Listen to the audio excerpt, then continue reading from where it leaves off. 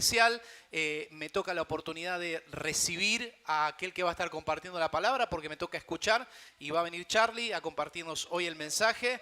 Así que le invitamos y lo recibimos con un aplauso.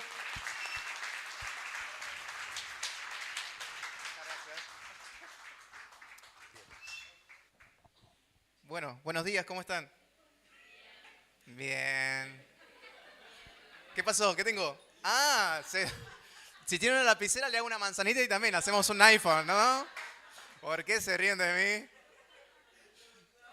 Créanme que es súper útil, ¿eh? Tenés que estar así si no es re complicado. Y ante las cámaras tengo que estar bien presentable, me dijeron. No, mentira. Fíjense, el último video estaba con el pelo así. Ya está, ya no me dejaron avanzar más con eso. Bueno, ¿cómo están? ¿Bien? ¿Tienen frío? ¿No? Ok, bueno, todavía no le voy a apagar el ventilador. Bueno, ¿qué les parece si oramos así empezamos? ¿Sí? Vamos a ponernos un ratito de pie, así le entregamos ese tiempo a Dios.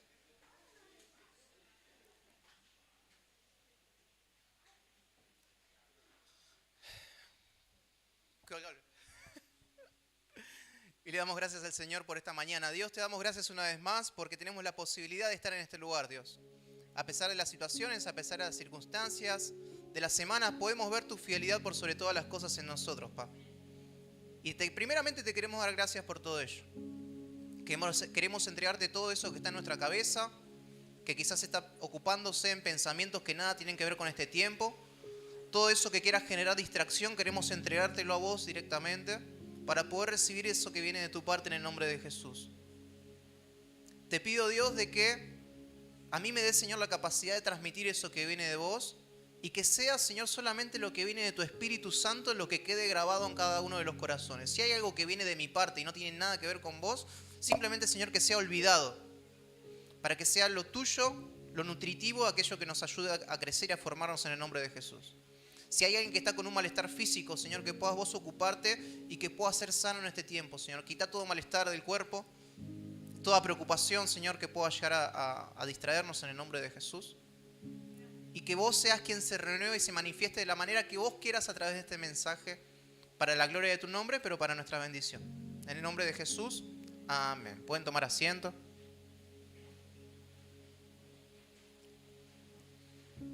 Bueno, vamos a empezar. Antes de comenzar les invito, yo no sé, quizás hay gente que toma apuntes, notas a través del celu, pueden utilizarlo, es un buen recurso y después nos ayuda también a poder repasar y a ver un poquito lo que se va predicando. Pero les pido que podamos ponernos en silencio para que no genere ningún tipo de distracción, que no hay una llamada inoportuna. Es simplemente desbloquearlo, deslizar la parte superior y bueno, poner ahí el sonido en silencio o en vibración. Luquitas, ¿me hace un poquito acá, porfis? Gracias. Bueno, el día de hoy vamos a desarrollar una historia, o parte de una historia, porque es mucho más larga de lo que vamos a desarrollar, de una persona que fue clave dentro del propósito de Jesús en la tierra. Fue sumamente importante. Esta persona fue tan importante que de hecho fue, digamos, el nexo de la voz de Dios para el pueblo de Israel previo a la llegada de Jesús. Fue muy importante. Yo sé que en los textos que vamos a desarrollar van a ver que vamos a leer bastante y seguramente van a empezar a dispararse ideas. Mira esto, mira la luz en esto, en diferentes temas. Pero voy a hacer todo lo posible como para que podamos orientarlo a todo este mensaje que hoy quiero compartirles, ¿sí? Los que le quede ahí, que le hace ruido, que dice, esto está bueno, lo voy a releer, háganle una marquita ahí en la Biblia si tienen, o en el celo anótenselo, porque de verdad que es muy nutritivo y hay mucha tela para cortar acá. Vamos primero por el comienzo de la historia, ¿sí? Vamos a comenzar a leer desde el libro de Lucas, capítulo 1, versos 5 al 13, en un comienzo. Y van a ver que en este texto vamos a encontrar bastantes guiños respecto a cosas que ya pasaron o que ya fueron narradas anteriormente en lo que es la palabra, ¿sí? Entonces Lucas capítulo 1, versos 5 al 13. ¿Lo tienen? Qué bueno. Está en pantalla igual, así que leemos. Dice así: Cuando Herodes era rey en Judea, hubo un sacerdote judío llamado Zacarías. Era miembro del grupo sacerdotal de Abías y su esposa Elizabeth también pertenecía a la familia sacerdotal de Aarón. Zacarías y Elizabeth eran justos a los ojos de Dios y cuidadosos en obedecer todos los mandamientos y las ordenanzas del Señor. Verso 7. No tenían hijos porque Elizabeth no podía quedar embarazada y los dos eran muy ancianos. Cierto día, Zacarías se encontraba sirviendo a Dios en el templo porque su grupo de sacerdotes estaba de turno esa semana. Como era de costumbre entre sacerdotes, le tocó por sorteo entrar en el santuario del Señor y quemar el incienso. Verso 10. Mientras el incienso se quemaba, una gran multitud estaba afuera orando. Mientras Zacarías estaba en el santuario, se le apareció un ángel del Señor de pie a la derecha del altar del incienso. Y cuando Zacarías lo vio, se alarmó y se llenó de temor. Pero el ángel le dijo: no tengas miedo, Zacarías, Dios ha oído tu oración. Tu esposa Elizabeth te dará un hijo y lo llamarás Juan. Ahora vamos a continuar leyendo esto, pero yo quiero preguntarle si en cierta manera no nos hace recordar una historia. A ver, ¿a quién? ¿Cómo? Ok, a Ana. ¿A quién más?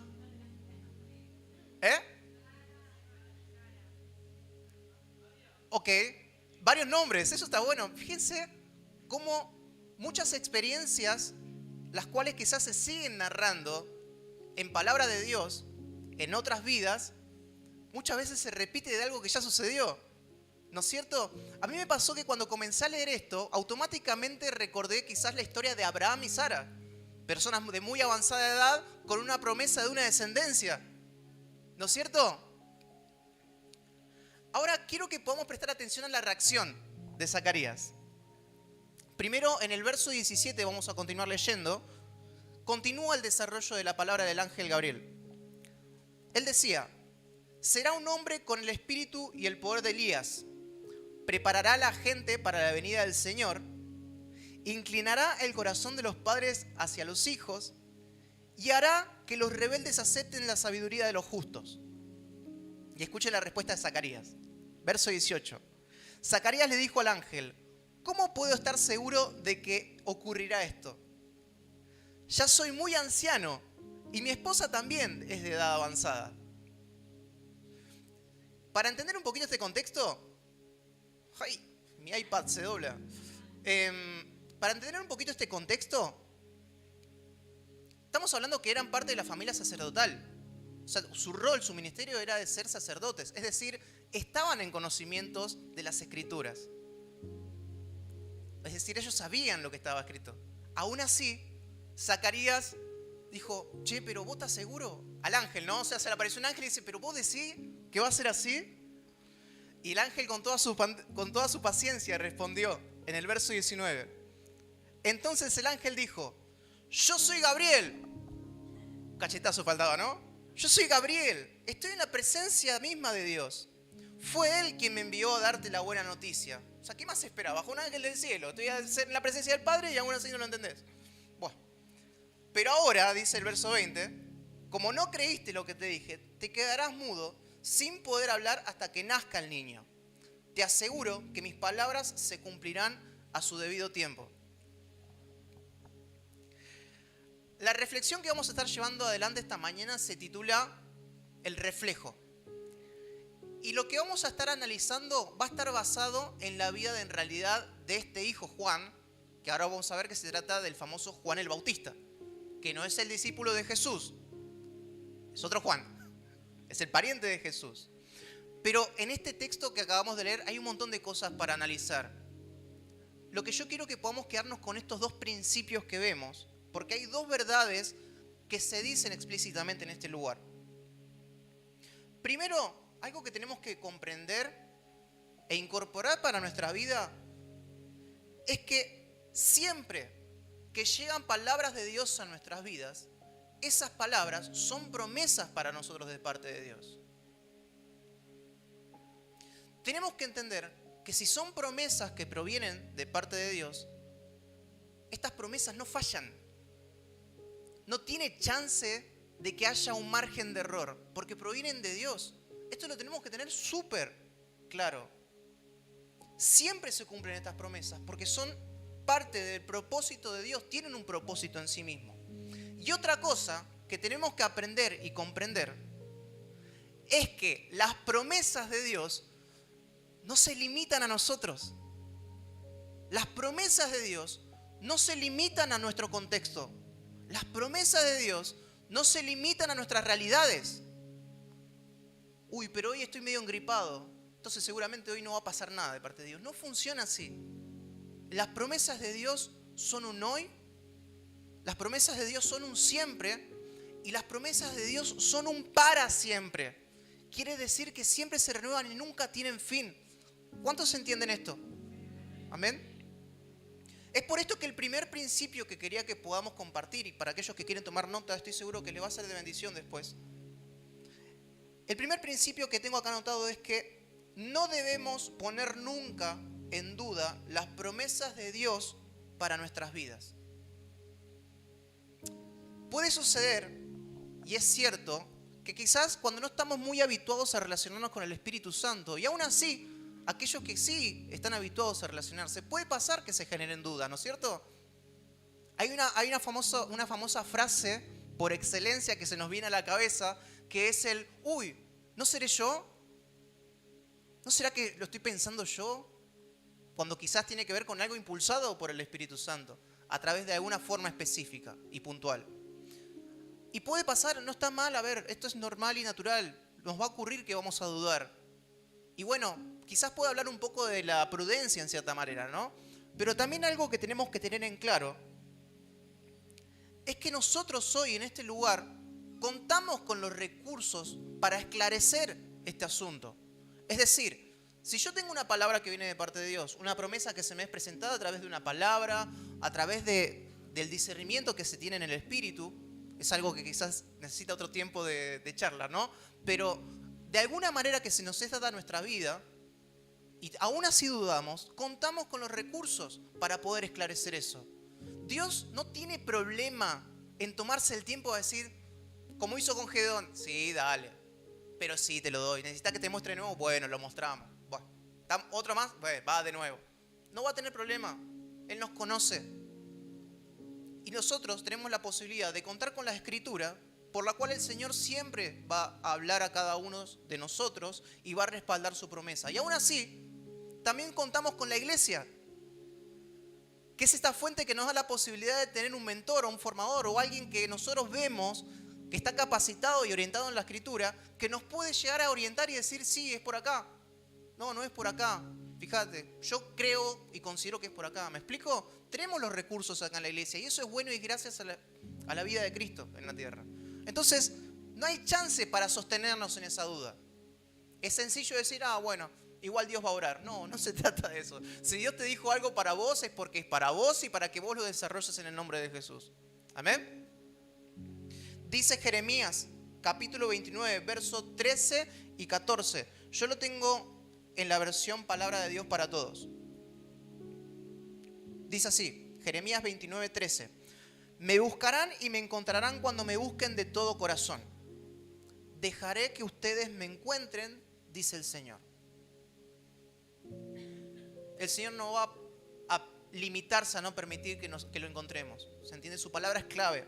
Y como dijimos, sus promesas se cumplen o no. Sus promesas se cumplen. Va a seguir sucediendo. La historia continúa. Vamos a avanzar porque hay un montón ahí de lapso, pero yo voy a tratar de avanzar rápidamente sin una síntesis de la historia para meter un poco de aceleración. Resulta que sí, como el ángel le dijo a Zacarías, Elizabeth queda embarazada y al tiempo que debían hacer la circuncisión por una cuestión que ya tenía como ordenanza el pueblo judío a Juan, en ese momento sucede una situación en la cual Zacarías recobra el habla. ¿Sí? Ya avanzamos por eso. A partir de este momento quiero que puedan acompañarme en otro libro, en el libro de Juan, capítulo 1. Vamos a avanzar un poquito más. Juan, capítulo 1, verso 6 al 8 para empezar. Ahí está, acá. Dice así. Dios envió a un hombre llamado Juan el Bautista para que contara acerca de la luz, a fin que todos creyeran por su testimonio. Verso 8. Juan no era la luz, era solo un testigo para hablar de la luz. En estos pasajes podemos enmarcar varios puntos y quiero que puedan seguirme. Voy a tratar de tomarme el tiempo y no acelerarme en esto, porque hay cosas que tenemos que tener en cuenta en el contexto cultural y en el tiempo que estaban viviendo. Primero tenemos que volver al libro de Lucas, capítulo 1, verso 17, para centrarnos en algunas palabras que el ángel Gabriel le dijo a Zacarías respecto a Juan. Lucas 1, 17. Dice así: será un hombre con el espíritu y el poder de Elías. Preparará a la gente para la venida del Señor. Tenemos dos partes ahí para llevar adelante, ¿sí? Estas palabras del ángel tenían una carga importantísima, no solo para la familia de Zacarías, sino que también para el pueblo de Israel. Quiero que puedan seguirme en esto. En varias oportunidades en esta casa se enseñó sobre esto, ¿sí? Sobre este tema. Y tiene que ver con el tiempo que tiene lugar en el antiguo pacto, en la escritura, es decir, antes de la venida de Jesús a la tierra, ¿sí? En ese momento, Dios, cuando tenía que hablar con el pueblo, escogía a una persona a la cual la ungía, y esa persona era la que trabajaba y servía para el Señor, siendo el nexo entre Dios y el pueblo. ¿Me siguen hasta acá? Estas personas, cuando hablamos de que tenían la unción de parte de Dios, es que es la representación de la llenura del Espíritu Santo en sus vidas. Para que podamos entender, para que una persona tenga el Espíritu Santo en su vida, en ese momento tenía que ser ungido por Dios. No tenían la facilidad que nosotros tenemos hoy acá en este tiempo, la cual contamos ya con el sacrificio de Jesús que nos permite tener el Espíritu Santo en nuestro interior.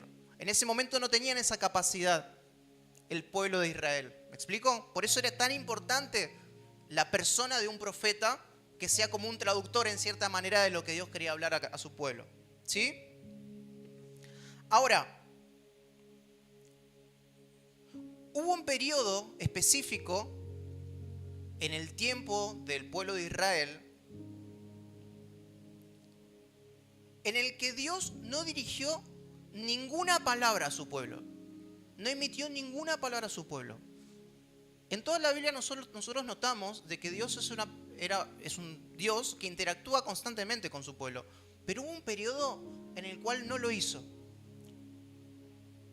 Este periodo fue llamado el periodo del silencio, años en el cual el pueblo de Israel se topó con el silencio de Dios. Esto es súper amplio para desarrollar, pero quiero que podamos quedarnos con esta idea. La vida de Juan era tan determinante en esta llegada porque era la señal del final de ese periodo. ¿Me explico? No solo porque la palabra ya decía de que Juan iba a ser lleno del Espíritu Santo aún antes de nacer, sino porque él era quien iba a allanar el camino para la llegada de Jesús. ¿Se entiende esto? Fíjense la importancia de la llegada de Juan el Bautista en ese tiempo para ese pueblo. 400 años. Un montón. Y ahí, bueno, el pueblo de Israel en ese tiempo pasó por esclavitud en esclavitud, tuvo ahí varios temitas con los diferentes imperios. Pero era muy relevante la historia de Juan. Dice Mateo 11:11. Mateo capítulo 11, verso 11. Les digo la verdad, de todos los que han vivido, nadie es superior a Juan el Bautista. Estamos hablando ni Abraham, estamos hablando de ni un Moisés, estamos hablando, no sé, ni de un Elías. Ahora vamos a entender por qué se refiere a esto. Pero después de conocer este contexto histórico, es donde ahora la vida de Juan, por lo menos a mí, me cambió la perspectiva de lo que simbolizaba su llegada. Y me pareció interesante poder compartirlo para que podamos comprender la magnitud de su nacimiento. Una de las cosas que a mí más me movilizó de su vida es que Juan, aún sabiendo todo esto que había pasado históricamente y su función, en ese momento, él tenía bien en claro cuál era su lugar. Escuchen esto. Juan capítulo 1, verso 19 al 27. Juan capítulo 1, verso 19 al 27. Dice así. Este fue el testimonio que dio Juan a los líderes judíos. Perdón, vuelvo a iniciar. Este fue el testimonio que Juan dio cuando los líderes judíos enviaron sacerdotes y ayudantes del templo desde Jerusalén para preguntarle, ¿quién eres? Él dijo con toda franqueza, yo no soy el Mesías. Bien entonces, ¿pero quién eres? Preguntaron. ¿Eres Elías? No. ¿Eres el profeta que estamos esperando? No. Entonces los fariseos que habían sido enviados le preguntaron, si no eres el Mesías, ni Elías, ni el profeta, ¿con qué derecho bautizás? Juan le dijo, yo bautizo con agua, pero aquí mismo, en medio de la multitud, hay alguien a quien ustedes no reconocen. Esto es tremendo lo que está diciendo Juan. Verso 27 dice, aunque su servicio viene después del mío, yo ni siquiera soy digno de ser su esclavo, ni de desatar la correa de sus sandalias. El segundo principio que podemos aprender a partir de la vida de Juan es el siguiente. En nuestro caminar debemos ser verdaderamente humildes en el propósito que Dios nos ha asignado a cada uno de nosotros.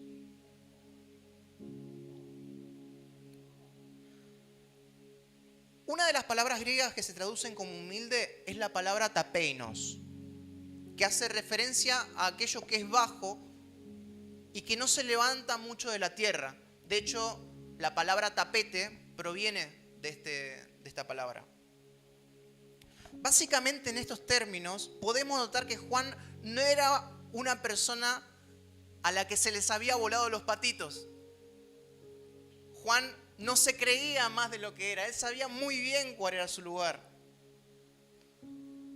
Él tenía la unción y el poder de Dios que hace tanto tiempo el pueblo de Israel estuvo esperando. Pero aún así, él sabía qué era lo que tenía que hacer.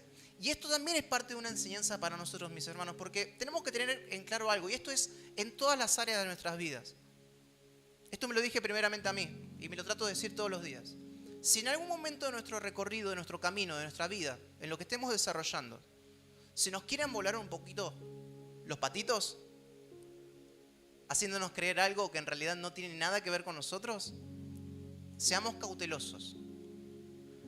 La palabra de Dios dice que aquel que se exalta será humillado y aquel que se humilla va a ser exaltado. ¿Se entiende? Debemos que ser muy cuidadosos con el ego. La obra de Dios es de Dios. Nosotros participamos por gracia, nada más. Hay una cosa más que me gustaría que podamos analizar juntos de la vida de Juan el Bautista.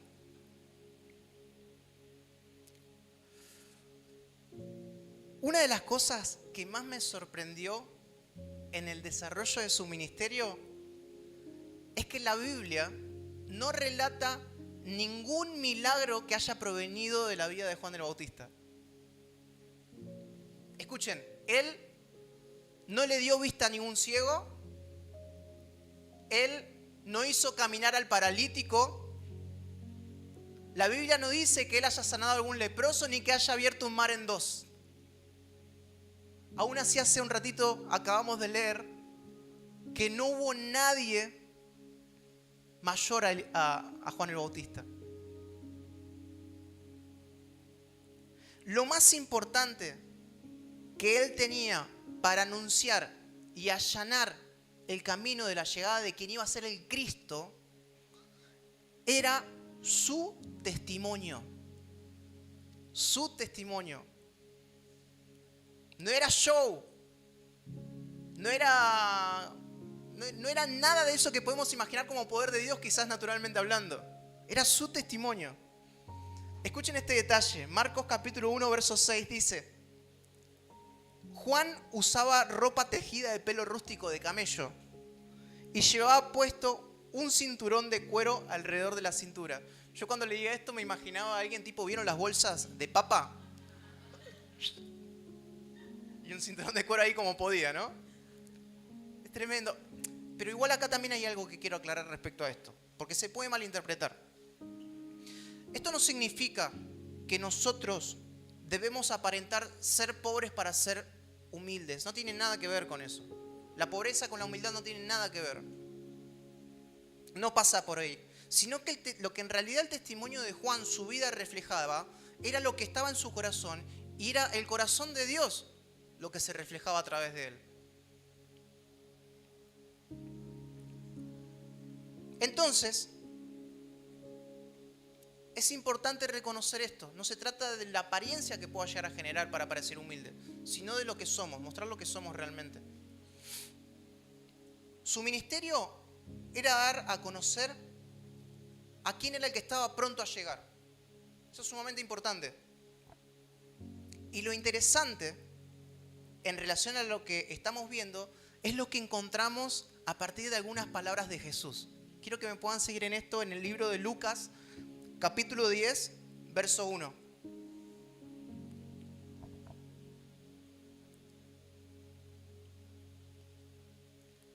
Lucas 10, verso 1. Dice así: Después, el Señor escogió a otros 72 discípulos y los envió de dos en dos delante de él a todas las ciudades y los lugares que tenía pensado visitar. Este detalle de la tarea que Dios le asignó a sus discípulos es el mismo rol que Juan el Bautista ocupó alrededor del pueblo de Israel hasta el tiempo de su llegada, que era anunciar justamente su venida a los lugares que Jesús tenía pensado visitar. Esto yo lo enmarqué como el tercer principio. Porque basándonos en la vida de Juan el Bautista y en el recurso que él utilizaba para llevar adelante su ministerio, y como vemos, Jesús lo replicó en sus discípulos, es como punto 3 le puse: como hijos de Dios y discípulos de Cristo, el recurso más importante que tenemos para acercar a Dios a otras personas es nuestro testimonio. Es nuestro testimonio. Si ustedes siguen leyendo la continuación de esos versículos del capítulo 10 de Lucas, van a ver que hay una serie de cosas y de sugerencias que Jesús le asigna a sus discípulos y que tranquilamente podemos traerlo al hoy de nosotros como discípulos de Jesús. Al día de hoy estas instrucciones están vigentes para todos nosotros, porque escrito está que Jesús va a regresar en la tierra. Esta es la promesa que Jesús nos dejó antes de partir. A partir de eso, yo quise incluir una pregunta para nosotros. Porque en sí, lo más puro quizás del mensaje escrito, ya está, ya lo hemos visto hasta ahora. Pero hay una pregunta que quise, primeramente me la hice a mí, y que quiero compartírsela a ustedes para que puedan hacérsela a cada uno de ustedes. Y la pregunta es: ¿qué es lo que nuestro testimonio está reflejando? ¿Qué es lo que nuestra vida está reflejando? Siempre que nosotros por ahí leemos las escrituras o escuchamos un mensaje o una palabra, no es simplemente para que nos llegue en un momento y decir: listo, tarea completada, check, ya tengo la refle, me voy a mi casa y sigo tal cual y ya está, me olvidé. Sino que siempre tiene que llamarnos a la reflexión. Tenemos que analizarlo, tenemos que traer a tierra todo lo que Dios nos diga, para que de esa manera Dios nos forme y nos transforme en función de la palabra que nos esté dando en ese momento. ¿Se entiende? El testimonio de una persona, quiero tratar de dar una metáfora en cierta manera. El testimonio de una persona es como un reflejo. ¿Sí? Para que podamos darnos una idea, un espejo, cuando nosotros nos enfrentamos a un espejo, nos da un reflejo de nuestro exterior, ¿no es cierto? A menos que sea un vampiro, dicen por ahí. Nos da un reflejo de nuestro exterior. Ahora, el testimonio en sí mismo es un reflejo y una proyección de lo que hay en nuestro interior. Eso es el testimonio. Una de las definiciones que encontré en el diccionario de la palabra testimonio dice así: prueba que sirve para confirmar la verdad o la existencia de una cosa. Lo voy a volver a repetir. El testimonio dice que es prueba que sirve para confirmar la verdad o existencia de una cosa.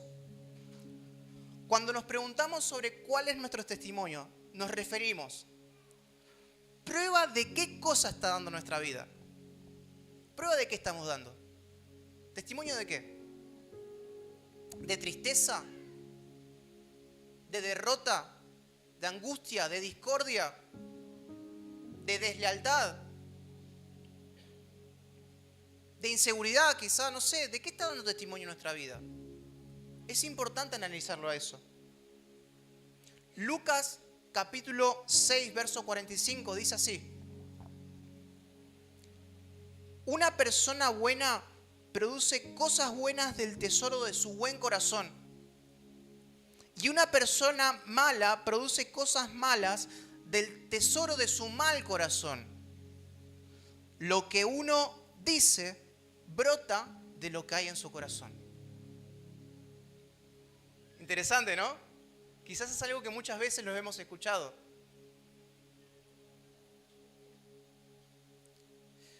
Debemos entender que el testimonio de nuestra vida no tiene que dar una apariencia que nos pueda llegar a dejar bien delante de otras personas. Una apariencia que puede llegar, que podemos utilizar para caerle bien a otros. ¿No es cierto? Una apariencia es algo que con el tiempo no alcanza, se termina, tiene una conclusión. Es muy difícil de llevar adelante algo que no sos. Lo que tiene que ser testimonio es realmente el reflejo de lo que está en nuestro corazón, de aquello que nos moviliza, de aquello que nos nutre, aquello que nos proyecta, que nos impulsa, ¿no es cierto? Yo realmente hoy no sé qué es lo que está movilizando el corazón de cada uno de nosotros acá. Yo no tengo ni idea, no le voy a mentir. Pero yo sí tengo algo por seguro, y es que si los que estamos acá, pónganle nombre y apellido de cada uno de ustedes, los que estamos hoy en este lugar, no es por casualidad, no es por casualidad. Todos los que estamos en este lugar es porque Dios ya lo había pensado en algún momento. El Espíritu de Dios está en este lugar. Cuando tenemos la vida de Cristo y su Espíritu Santo en nuestro interior, nuestra vida va a dar testimonio de paz, va a dar testimonio de alegría, va a dar testimonio de paciencia, de sinceridad, de bondad, etcétera, etcétera, etcétera, ¿no? Los frutos del Espíritu, que muchas veces hablamos. Lo lindo de todo esto, de no tratar de aparentar y ser testimonio de Cristo, es que no solamente vamos a ser de bendición para otras personas, sino que nosotros vamos a disfrutar de esa plenitud. Miren, tengo la posibilidad en mi vida de relacionarme, gracias a Dios, con personas más allá de nuestra congregación, más allá de nuestro credo, con personas que quizás no tienen nada que ver con creer y seguir a Jesús. Pero es interesante ver cómo cuando uno tiene la vida en Cristo, hay algo diferente que se les imparte a esas personas. Ellos se encuentran algo distinto. Yo nunca tuve que flashear ser una persona o algo que no soy. Ni tampoco me interesa. Pero ¿saben el disfrute que es vivir esta plenitud de Cristo? Y que la gente pueda verlo a través tuyo. Es algo tremendo, es algo único. Porque si dices, bueno, ¿te hizo bien? Bueno, buenísimo, gloria a Dios.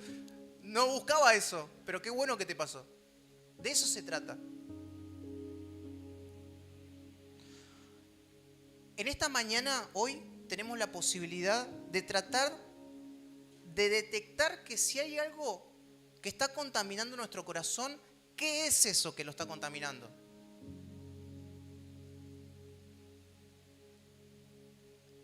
Iglesia, no seamos indiferentes a los tiempos.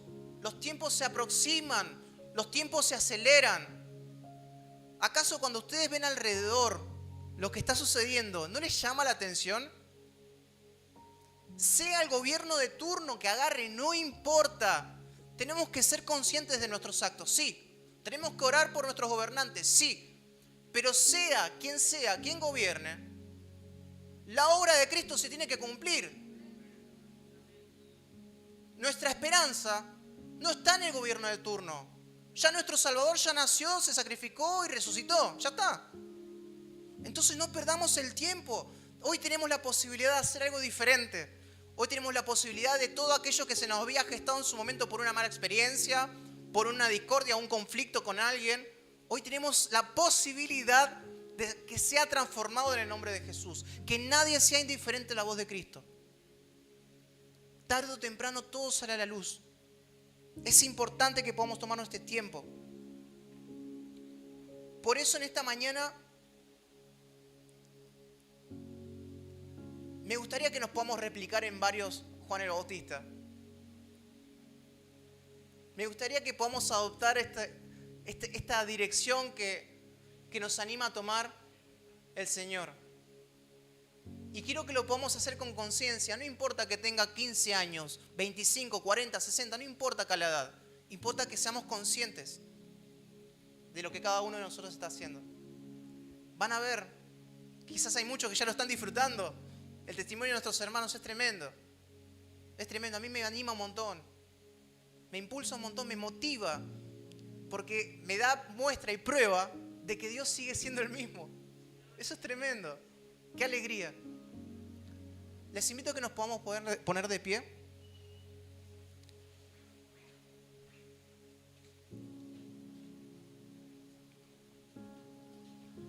¿Qué es lo que está reflejando nuestro interior? ¿Qué es lo que hay en nuestro interior?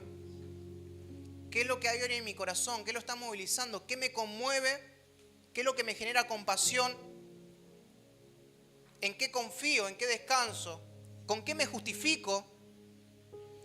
Les invito a que puedan cerrar los ojos ahí en su lugar. Vamos a generar un ambiente en el cual solamente el Espíritu Santo sea el que tome el control.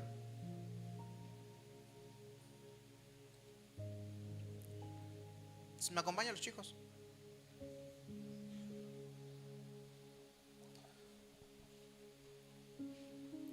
Dígale ahí en su lugar: Dios, yo no sé por qué reacciono así. Yo no sé por qué muchas veces soy apático. Me cuesta el no hablar mal de alguien quizás. Me equivoco y muchas veces genero más conflicto que soluciones en mi alrededor. Hasta muchas veces capaz que utilizo tu mismo nombre para hacerle mal a alguien, Señor. Yo no sé qué es lo que realmente está ahí en mi interior que me genera esa apatía. Pero te quiero pedir en el nombre de Jesús que todo eso, lo que me aparta de vos y de lo que vos decís que soy, de ese propósito perfecto que me asignaste, que en el nombre de Jesús me ayudes a verlo. A través de tu Espíritu Santo, a través de mis hermanos, de mis pastores, de mis líderes. Para poder ser transformado, para poder cambiar, para poder vivir esa plenitud de la cual todos hablan. Que no se condiciona a nadie, que no se condiciona a un contexto, que no se condiciona a mí mismo. Espíritu Santo, cuando vos estás observándome, acompañándome, teniéndome toda esa paciencia, cuando me puedo dar cuenta de lo que está sucediendo y que vos estás ahí velando por mí, a pesar de mis errores, a mí se me llena el corazón de amor, de alegría, no del amor que podemos llegarlo a entender acá en la tierra, Señor, sino de un amor que lo da todo, papá. De ese amor de un padre a un hijo. Te ruego, Espíritu Santo, que en este momento, Señor, escuches la voz de cada una de las personas que están en este lugar, papá. Si hay algo en su corazón que está generando preocupación, que puedan ponerlo en palabras, Señor, y que puedan entregártelo delante tuyo. En este momento, en este lugar, se tiene que generar un murmullo de oración. Comience a hablar, iglesia, comience a mover sus labios. Si hay alguien que quizás todavía está luchando con la incredulidad, no me tiene que contar nada, ni siquiera me tiene que exponer ni aparentar nada. Tómense la posibilidad de decirle, bueno, Dios, acá estoy. Ya no tengo nada que perder. Te pido que te reveles y te muestres de la manera que vos quieras, que yo pueda entender que vos sos quien está conmigo, que vos sos quien transforme, quien cambia las realidades, que no son esos amores temporarios de esta tierra, que nos llenan por un momento, pero después nos dejan un vacío tremendo. Toda esa mentira que se quiso generar en nuestro interior, que caiga en el nombre de Jesús. Todo eso que nos aparta de la verdad, Señor, y de la paz que significa tu presencia en mí, que salga de nuestro interior en el nombre de Jesús. Obra de la manera que vos quieras hacerlo, papá. En el nombre de Jesús, en el nombre de Jesús.